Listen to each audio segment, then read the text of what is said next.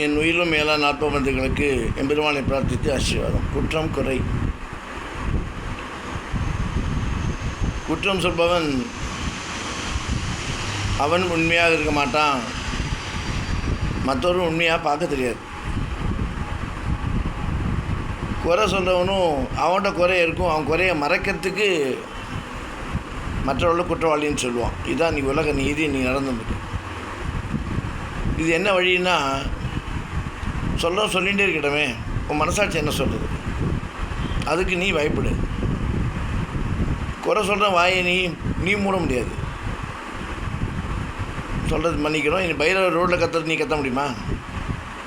அதுவே ஒரு நேரம், ஒரு காலம், ஒரு சமயம் கத்திரி அதுவே அடங்கிடும்.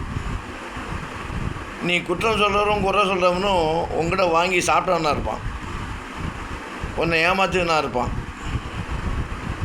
உன்னை பற்றி விஷயம்லாம் தெரிஞ்சவனா இருப்பான். அப்படி இருக்கவன் தான் குற்றமாக சொல்லுவான், குறையாக சொல்லுவான். அதனால்தான் அளவோடு, நிதானத்தோடு, கட்டுப்பாடோடு,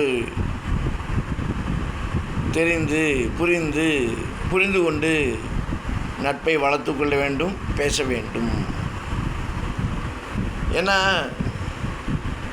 ஒருத்தருக்கு ஒரு வீக்னஸ் செஞ்சால் தான் அவளை பற்றி இன்னொரு சொல்லி போவாள். எப்போதுமே கையை எப்படியே வச்சுருந்தா யாருக்கும் ஒன்றும் தெரியாது. கையை வச்சு பாருங்க, கை மூடினே இருந்தால் என்ன இருக்குது ஒரு ஆங்ஸைட்டி இருக்கும். கை திறந்து விட்டால் ஆஹா அவ்வளோதானா. முதல்ல குடும்ப ரகசியங்களை வெளில யார்ட்டையும் சொல்லாமல் இருக்கிறதே முதல்ல நல்லது. இதனால தான் குற்றம் குறைகள்லாம் நம்மளை பற்றி பல பேர் சொல்கிற அளவுக்கு நம்ம நிலமை போகிறது. ஆணும் சரி பெண்ணும் சரி.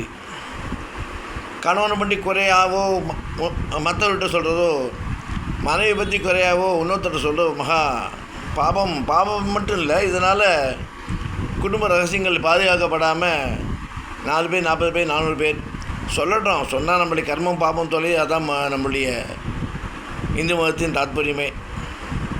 நான் உங்களை பற்றி தப்பாக பேசி குறைய சொன்னேன், உங்களை பாவம் எனக்கு ட்ரான்ஸ்ஃபர் ஆகுது, நீங்கள் புனிதமாக்கப்பட்டீர்கள். அதுமாதிரி 400 பேர் ஷேர் ஆகுது. அதனால தான் சில நேரத்தில் ஞானிகள் யோகிகள்லாம் மௌனமாக இருக்க காரணமே, ஏன் பேசுவானே, ஏன் சொல்லுவானே, நிறைவே சொல்லு. குற்றம் சொல்கிறது தான் அவன் மனசு புண்படுறது, அந்த பாவம் சேர்ந்து வர்றது. கண்ணால் பார்த்தா காலால் மறைன்றது சாஸ்திரம், வேதம். அப்படி இருக்கும்போது நீ யார்? உங்கள்கிட்ட எவ்வளோ குறை இருக்குது? என்கிட்ட 10 இருக்குது, உங்கள்கிட்ட 100 இருக்க. என் 10 குறை 100 பேர் படிக்க, உன்னோட 100 குறை 1000 பேர் படிக்கிறாள. இதுக்கு வாய் அடைத்து நெல். உன்னால் முடிஞ்சால் உதவி செய்ய, குற்றமாக குறையாக பார்க்காத. குற்றம் குறையோடு இருப்பவன் தான் மனிதன். அந்த குற்றம் குறை நம்மள்கிட்ட இருந்தும் அந்த குணசீலன் எப்படி குற்றமாக குறையாக எடுத்துக்காமல் உன்னை காப்பாற்றுறோம், உன்னை நல்லது செய்யணும்னு ஒரு நினைக்கக்கூடிய ஒரு நல்லவன் யாருன்னா அந்த பரம்பொருள் தான்.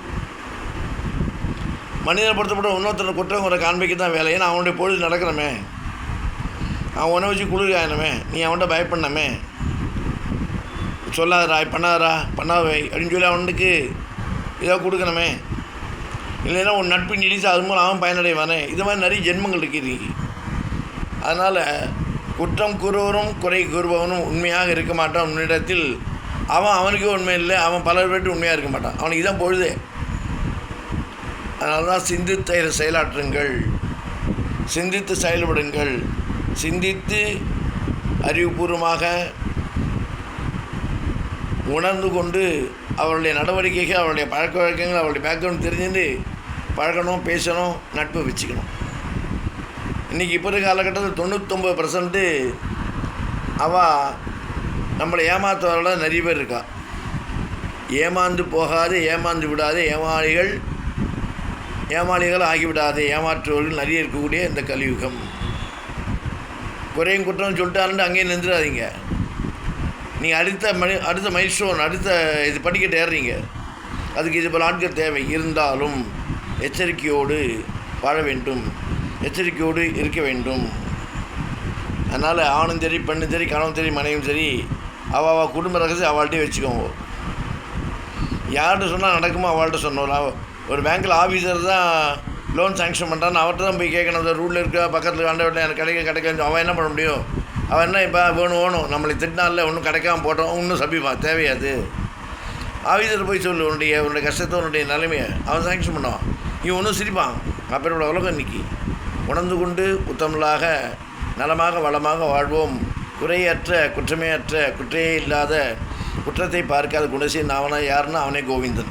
தாளினை படிப்போம். ராமாவின் திவ்ய திருவடிகளே சரணம்.